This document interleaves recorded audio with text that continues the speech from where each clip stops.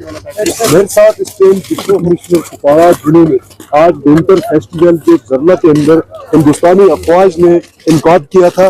Ma'am, सबसे पहले जिस तरह से हिंदुस्तानी अफवाज लगातार करना के अंदर टूरिज्म को या फिर और एक्टिविटी को प्रमोट कर रही है, डिस्ट्रिक्ट एडमिनिस्ट्रेशन की तरफ से अभी तक इस तरह का कोई पॉजिटिव रिस्पांस नजर नहीं आया इलाके करना के लिए। अगर आपको कुछ याद होगा तो last year if you remember Tithwal में एक बहुत ही बड़ा इवेंट हुआ था जिसमें एक कल्चरल परफॉर्मेंस भी हुई थी, कुछ तिरंगा रैलीज भी हुई थी।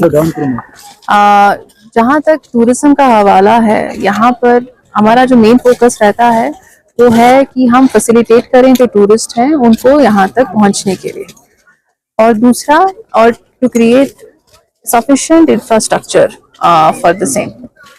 आपने देखा होगा चाहे वो तंगधार हो या टीटवाल हो, a lot of support has been given under various self-employment schemes or from the tourism department for registration of homestays.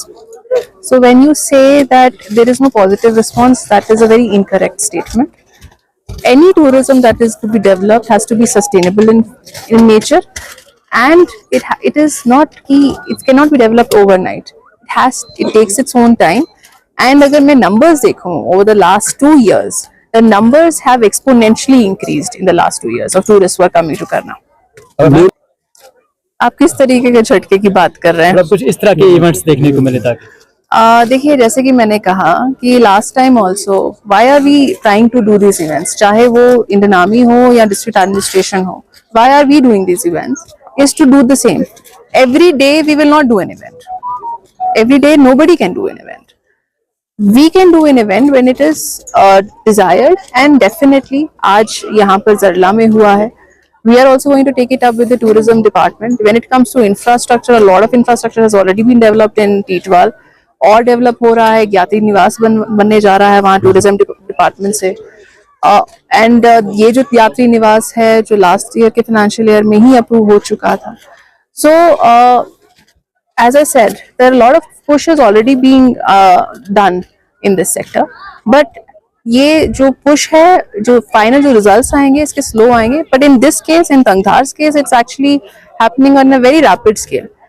We see a lot of tourists coming from Karnataka, we see a lot of tourists coming from different parts of the country, traveling all the way from their homes to Teetwal, or experiencing border tourism, experiencing religious tourism. So per se tourism doesn't require a झटका, it requires sustained effort. ये जो slopes definitely आपने कहा they're very beautiful slopes, और as I said in the speech also, a lot of potential is there.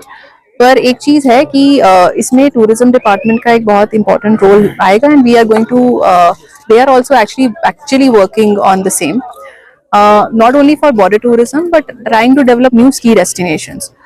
तो यहाँ पर we'll have to undertake some safety tests also, और वो हम उस तरीके से institutionalize करने की कोशिश करेंगे with the help of the tourism department, so that we should not do things in a piecemeal manner. अगर हम piecemeal में रहेंगे, आज कुछ कर दिया and then tomorrow it's not there, then that won't achieve anything.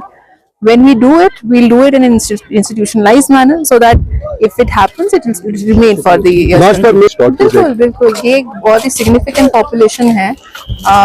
As I said, it's a very important subdivision for district Kupwara, और एक significant population यहाँ पर रहती है. तो the buses, of course, they'll be resumed. We will wait for the weather to improve even a little bit more, but definitely they'll be resumed very soon.